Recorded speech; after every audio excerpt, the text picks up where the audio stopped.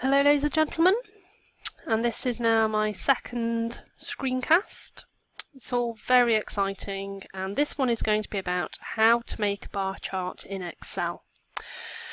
And we can use this for things like beta-galactosidase assays, biofilm assays, looking at your colony forming units per mil, and yes, again, as I'm sure you're aware, my name is Mel Lacey if you feel the urge to email me about anything you're about to see.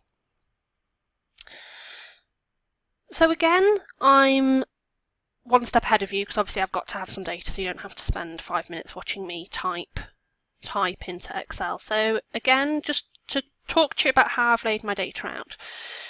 So this is sort of like my first little experiment. I've got 4 strains that I want to look at, and let's say that this is a beta-galactosidase assay.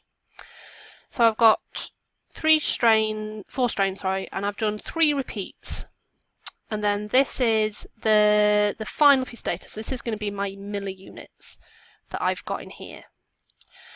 And I've done 2 times, so this is my time A and my time B. Obviously, if you was writing a report and you obviously did an experiment, you wouldn't write time A, you'd say whatever that time may have been. You might have said you did this at like 1 hour or 55 minutes or whatever the accurate thing is there. I've just put time A and B just to give you a representation of what's going off.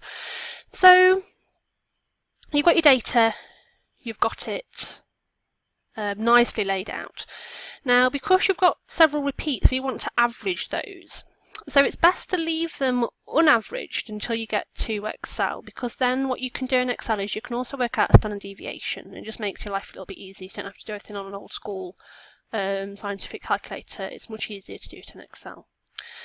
So what I'm going to do is I'm going to put my average for my data, these 4 strains just here.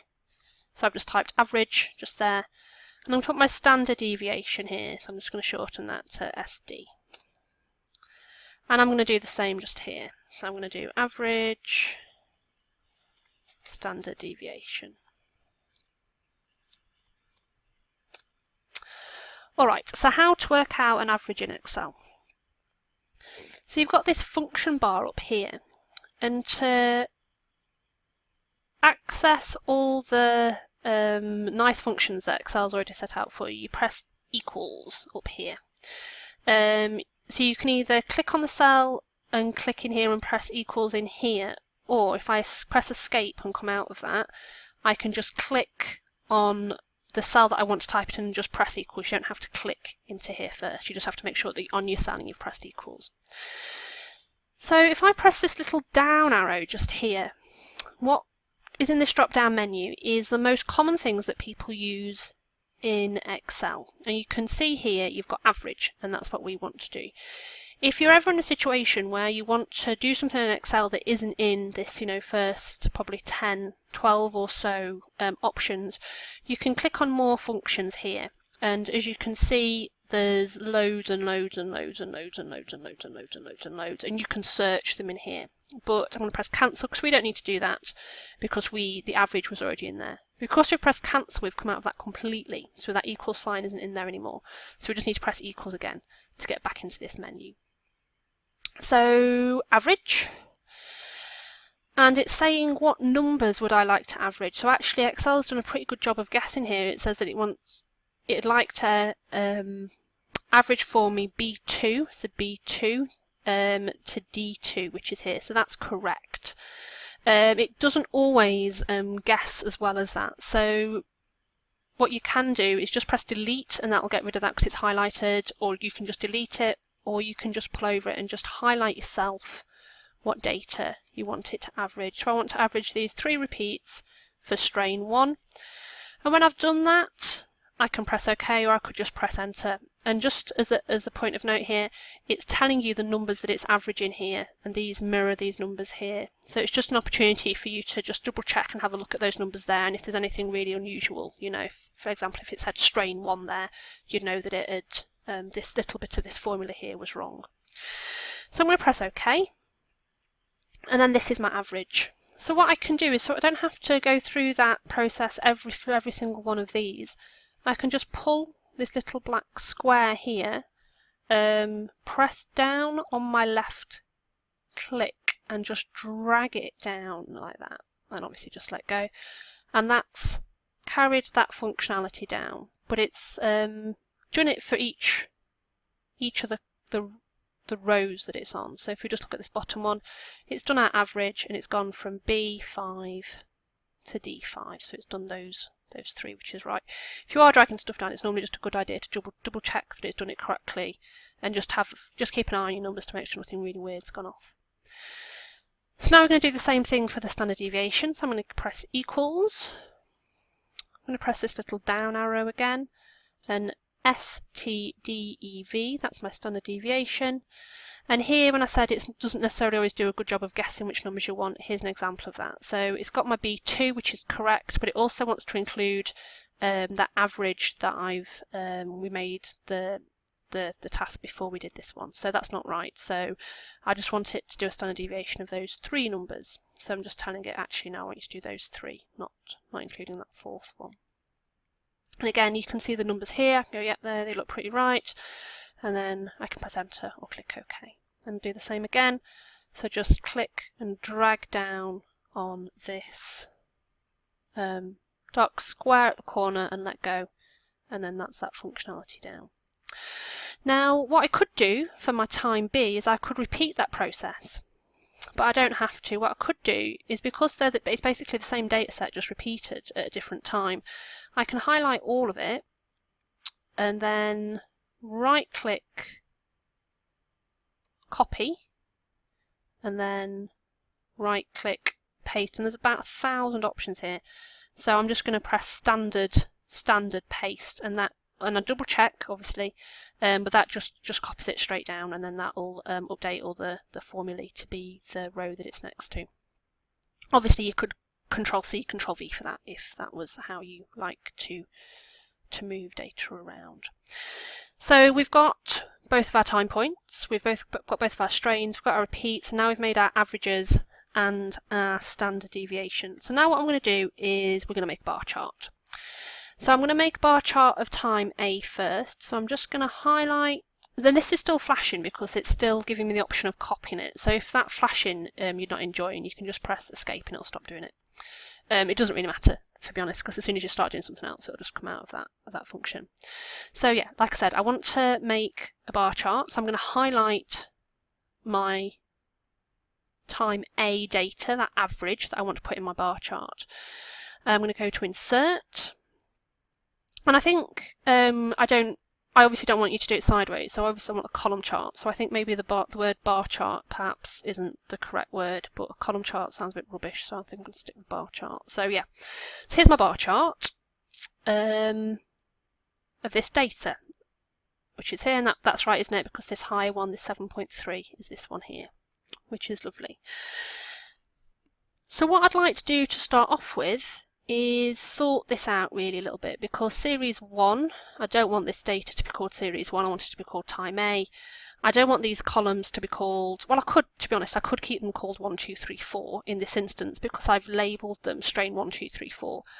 But you're unlikely to ever want to call anything strain 1, 2, 3, 4, so I'll show you how to change those as well. So what we do is we click on our chart tools, design, select data. So if you watched the how to do a growth curve one, this is going to hopefully start being a bit familiar to you. So the first thing I'm going to do is I like to be able to see my chart and my data as I change things around. So I just like moving things so I can just keep an eye on what's going off. So the first thing I'm going to do is alter this series name. So I'm going to click here where it says series 1, and I'm going to edit it. And so I could type here a different name, whatever I wish to call it, or I could press equals and then click on the cell that I want to name it, which in this case obviously is my time A, and then press OK, and that'll update that. The next thing, so you could come out of that at this point, or you could not and carry on and alter the horizontal data labels, which I'm going to do. So here it's labelled them 1, 2, 3, 4. So what I would like them to do is be labelled strain 1, strain 2, strain 3, strain 4. So I'm going to click here where it says horizontal category axis labels, edit. I'm going to say I would like to edit it please. And again, I could type in what I wanted them to be called, and I would separate each individual item by a comma, and that's how it would know which each one was called.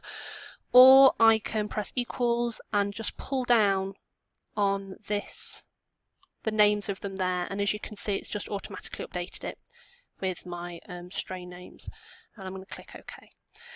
And now I think that's everything that I would like to do in that in this area for now, so I'm just going to come out of that and press OK. One of the benefits of using cells to label things and pressing equals and linking it to a cell is, so for example here, what I've done is on these 3 titles, I've done it with a capital S, and this one here I've just noticed that I've done with a lowercase s, and that's not very scientific, is it? I want everything to be formatted the same.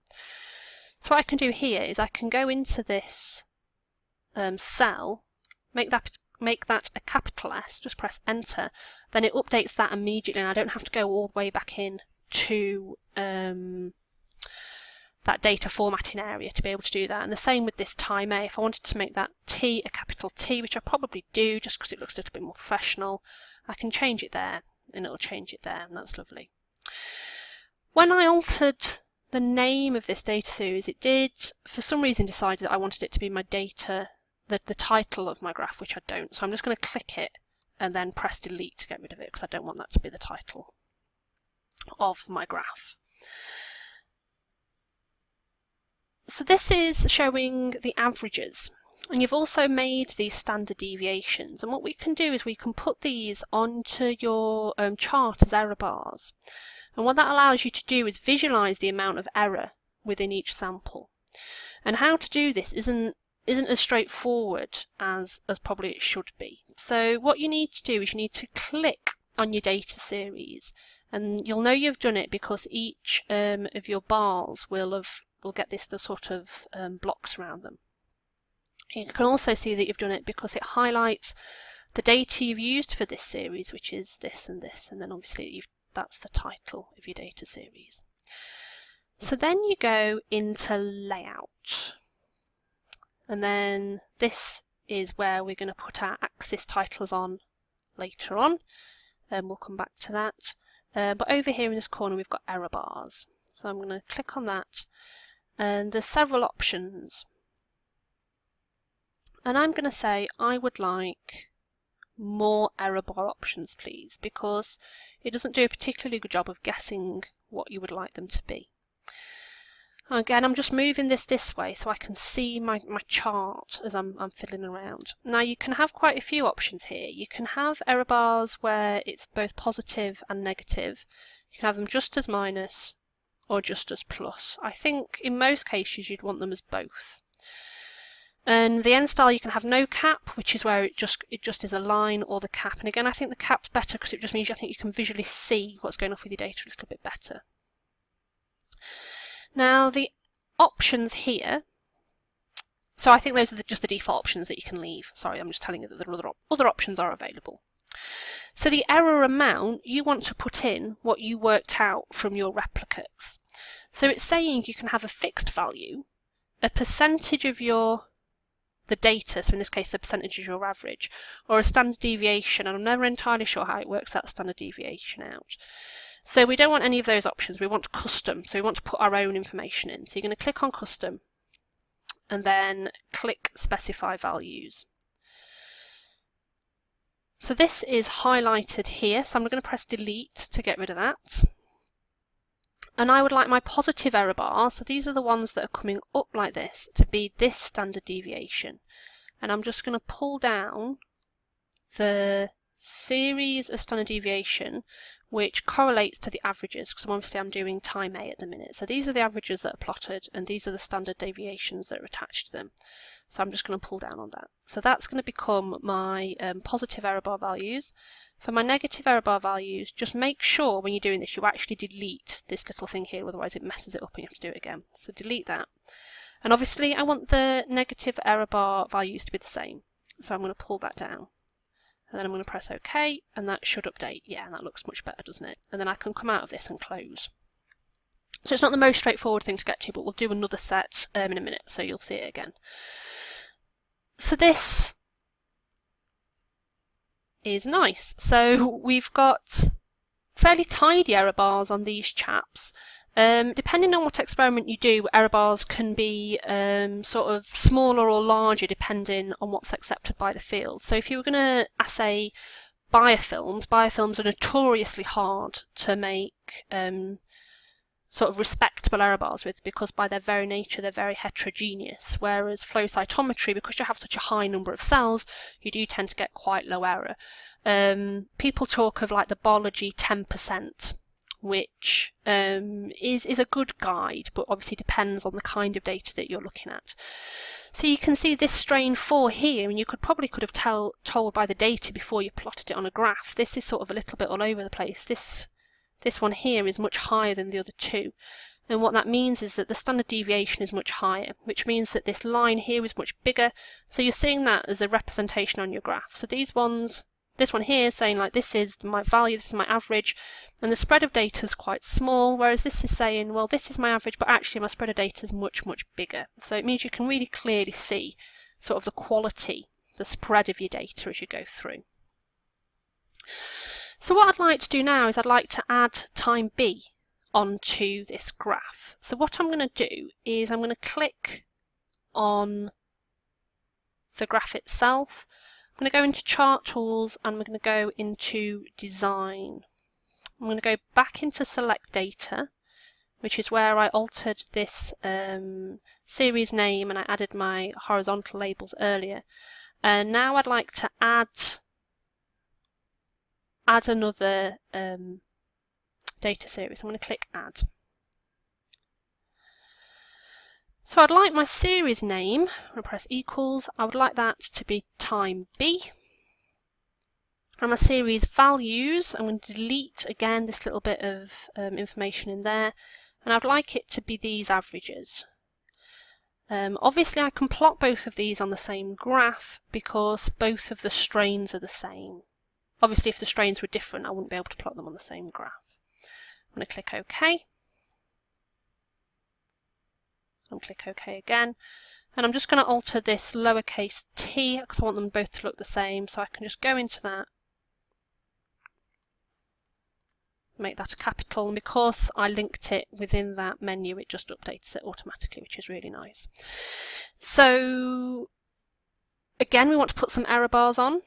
So I chose to show you how to do this twice just because I think they're a little bit hidden, so I think it probably needs being shown twice. So click on the data series, so I can see this is my data series, it's highlighted there. Chart Tools, Layout, Error bar options, more error bar options, Custom, Specific Values, delete that, and say I'd like these ones please, because they're the ones that are linked to my time B averages. Make sure you delete those little bits that are in there already, otherwise it will nobble it, you'll have to do it again. And then click OK, and then click Close. And that is really big, and that's not right, because when I typed this out, that 6 is supposed to be 0.6. And there you go, that's much neater, isn't it? So there's your data. If you did mess up a whole series of error bars and say perhaps you've got them muggled up, you can just delete them by clicking on the data series and just pressing delete. So, sorry, clicking on the error bars and pressing delete, and it'll get rid of them, and then you can put them on again. So now we need to go on to label our axes. So we're going to go Chart Tools, Layout, Axis Titles, Primary Horizontal Axis, title below the axis. I'm going to just click on it, and I'm going to put here strain name. Obviously you may put something else there if you've done a slightly different experiment. And then again, axis title, primary vertical, and here I'm going to write average milliunits. Obviously, that may be different depending on obviously what experiment it is that you have done. So I think that is all I need to tell you about how to do a bar chart and put some error bars in it. I hope that has been helpful. Thank you very much.